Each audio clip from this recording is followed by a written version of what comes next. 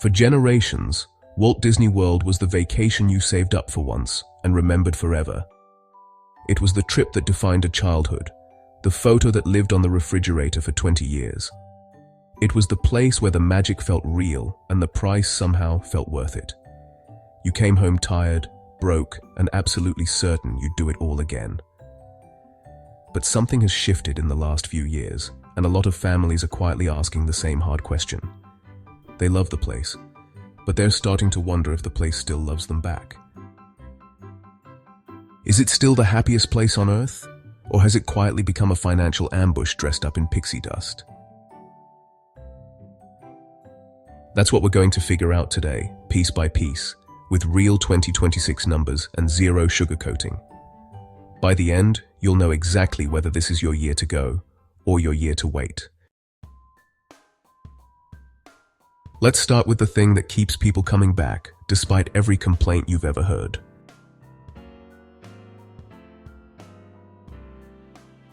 When Disney works, nothing else in the entire travel world comes close to it.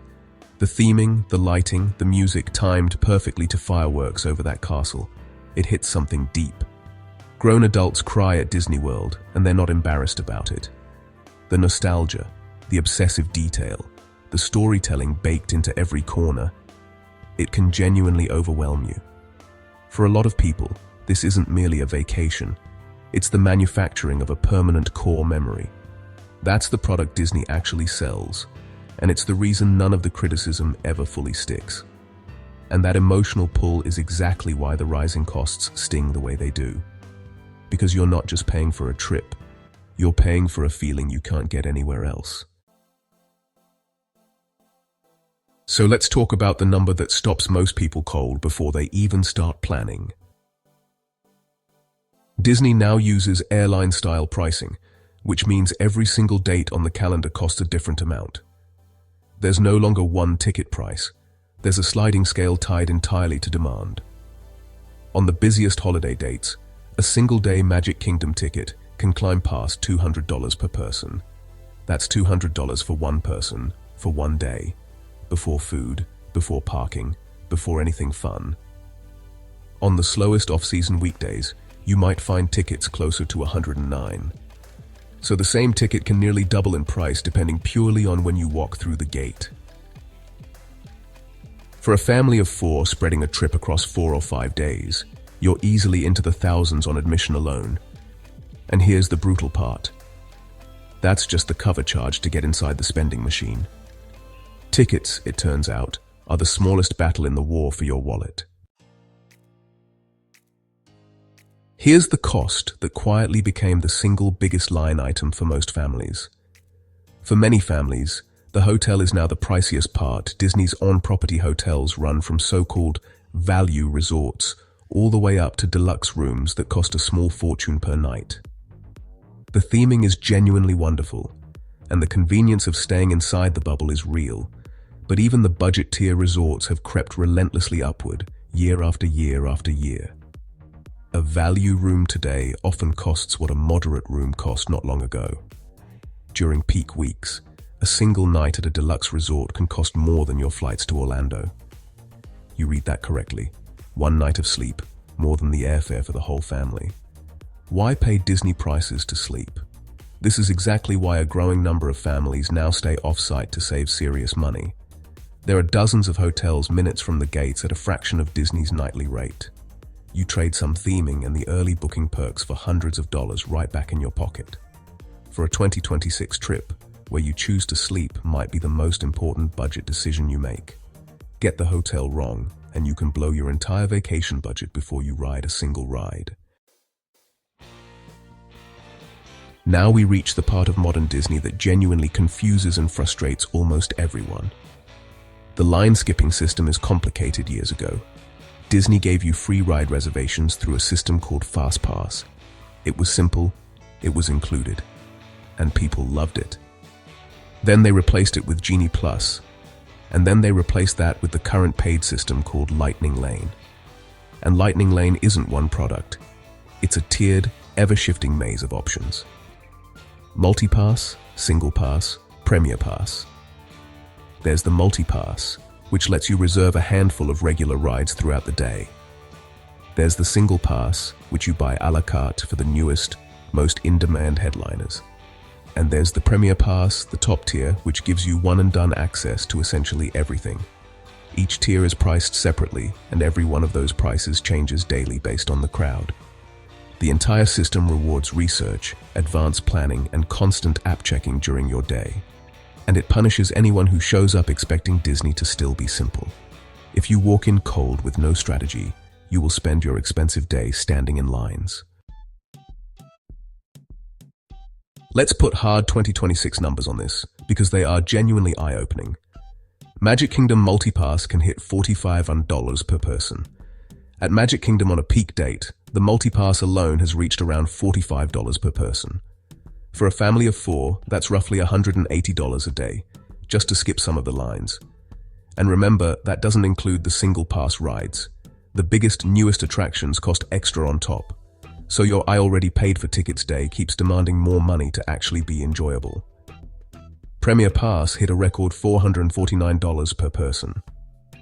During spring break of 2026, the top-tier Premier Pass hit an all-time record of nearly $450 per person.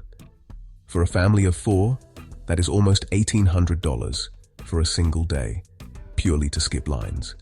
And despite that absurd price, on the busiest dates, it's still sold out completely. Let that sink in. People are paying $1,800 a day for the privilege of not waiting. That is the clearest signal of how far Disney pricing has drifted from where it started. This whole system creates a deeply uncomfortable feeling that a lot of guests struggle to name. If you don't pay the extra money, you spend your day watching other people glide past you. The same castle, the same rides, but a visibly different experience based entirely on who paid more. And it's hard to explain to a 7-year-old why those other kids get to go first. So a lot of parents end up paying just to avoid that disappointment, even when it genuinely stings. It feels less like a choice and more like an emotional tax on top of the financial one. Skip the passes entirely and you can lose 3, 4, 5 hours just standing in line on a ticket you already overpaid for. Either way, the magic now arrives with a constant, exhausting math problem running in the background. Now let's talk about something Disney still genuinely does well: the food. Over the years, the dining has actually improved, and the best themed restaurants are a highlight in their own right.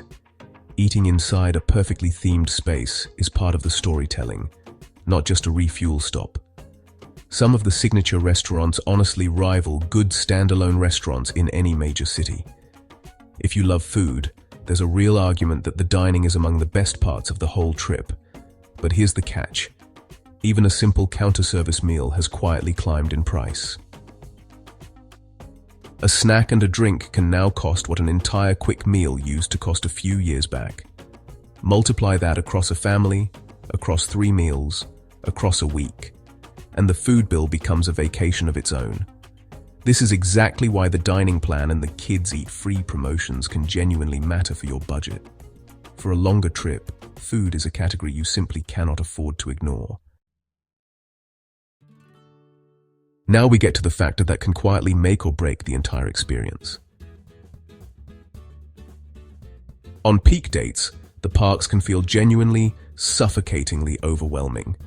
You wait in line for rides, you wait in line for food, you even wait in line for the bus back to your hotel. The crowds turn what should feel magical into something closer to navigating an airport on a holiday weekend. But here's the secret that experienced visitors live by: crowd levels vary enormously by date. The exact same park can feel like a dream one week and a nightmare the next, purely based on timing. Choosing the right season is arguably more important than any pass you'll ever buy. Pick a low crowd window, and suddenly half the problems we're discussing simply disappear. Here's the part the commercials conveniently never show you. Summer in Orlando is brutally hot, deeply humid, and genuinely draining on the body. By early afternoon in July, the heat alone can sap a family's energy completely. And on top of the heat, you will walk miles upon miles every single day across these enormous parks. 10, 15, even 20,000 steps a day is completely normal here. Combine the heat, the walking, and the lines, and total exhaustion sets in faster than people expect. That's when the meltdowns happen, and not just from the kids. The cooler months make the entire experience dramatically more pleasant and far more sustainable. For families especially, the season you choose directly affects everyone's mood, stamina, and patience. Let's name something honestly that turns a lot of people off the idea completely. This is no longer a vacation you can simply show up for and figure out as you go. Dining reservations, pass strategies, and park day plans often need to be locked in well before you ever arrive. People set actual alarms to book restaurants the moment the booking window opens, months in advance. That's the level of commitment the modern system quietly demands of you. For some people, that pre-trip homework completely kills the feeling of being on an actual vacation. The deep irony is that relaxing at Disney now takes a surprising amount of work up front. But here's the flip side. The families who do the homework genuinely have far, far better trips. The planning is a burden, but it's also the single biggest predictor of whether you'll love or hate your week. So let's get to the real heart of it. Is it still worth it for the kids? For young children at exactly the right age, nothing else on the planet competes with this. The wonder on their face is real, and you simply cannot manufacture it anywhere else. That moment when a child truly believes the magic, that's what parents are actually buying. But here's the honest truth. For certain ages, the magic wears thin against the staggering cost. A bored teenager glued to their phone is an expensive teenager to drag through a theme park. Too young, and they won't remember a second of it. Too old, and the spell can break entirely. There's a genuine golden window, and hitting it makes the entire price far, far easier to justify. Now here's a question that surprises a lot of people. Is Disney actually good for adults? A huge and growing share of visitors today are adults traveling with no children at all. The thrill rides, the festivals, the dining, and the heavy nostalgia all hit grown-ups surprisingly hard. Epcot's food and wine events alone draw enormous adult crowds every single year. For many adults, it's a chance to step directly back into their own childhood wonder. That nostalgia is a genuinely powerful and genuinely real draw. But adults usually have far more vacation options competing for that exact same money. For the price of a Disney week, you could be on a beach, or in Europe, or anywhere else entirely. So for adults, it really comes down to one simple question. How much does the magic personally mean to you? Let's talk about what's actually changing at the parks this year. Disney is rolling out fresh attractions and refreshed experiences across all 4 parks in 2026. A beloved Epcot favorite is returning in an updated form, and it's expected to be a major draw. New family-friendly characters and stage shows are debuting specifically to pull in summer crowds. There's a real effort to give returning visitors a reason to come back this year. But the truly massive new lands, the headline-grabbing expansions, are still being built for future years. The biggest stuff isn't here yet. It's coming in 2027 and beyond.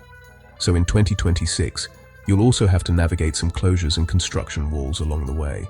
It's a transitional year, exciting in places, but with some scaffolding behind the magic. So if you do decide to go, how do you avoid the financial ambush we've been describing? First, choose your dates with surgical care, because the date controls both your crowds and your price. The slow weeks aren't just cheaper, they're a genuinely better experience all around.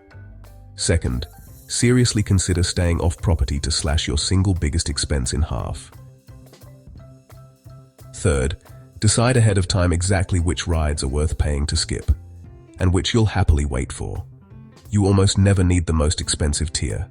Smart, targeted spending beats panic buying. Fourth, hunt aggressively for promotions, discounted rooms, free or reduced dining, and ticket deals come and go. Do those 4 things, and the trip transforms from an ambush into something you can actually defend. So let's bring it together. Who genuinely gets their money's worth at Disney World in 2026? If you have children right in that golden window of belief, the magic justifies an enormous amount of money. If you're a devoted, lifelong fan who lives for the theming and the details, you will be in absolute heaven. If you actually enjoy planning and optimizing a trip, you'll thrive inside this complicated system. And if this is a milestone trip you've saved hard for over years, it can still absolutely deliver the goods. And who should probably wait a year or choose something else entirely? If your ideal vacation is spontaneous, slow, and low stress, this system will genuinely frustrate you. If your budget is already tight, the way these costs compound on each other can do real damage. If your kids are too young to remember it or too old to be charmed, reconsider whether this is the year. And if crowds and heat genuinely drain you, the wrong dates can quietly ruin the whole thing. So, after all of that, should you go to Disney World in 2026? The honest answer is that the magic is still completely real, and it's still genuinely unmatched anywhere on Earth. But that magic now comes wrapped in a level of cost and complexity that demands your full respect. Go in informed, with a plan, a budget, and the right dates, and it can be absolutely extraordinary. Go in blind, expecting the simple Disney of 20 years ago, and the financial ambush is very, very real. The magic hasn't disappeared at all.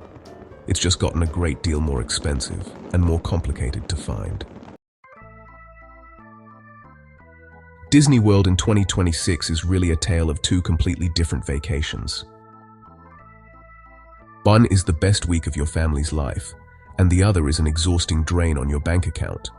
Which one you walk away with depends almost entirely on how carefully you plan it. So the real question was never whether the magic still exists, because it absolutely does. The real question is whether that magic is worth the price for your family in your situation this year. So, should you go to Disneyland? Tell us in the comments below, and we'll see you in the next Should I Go video.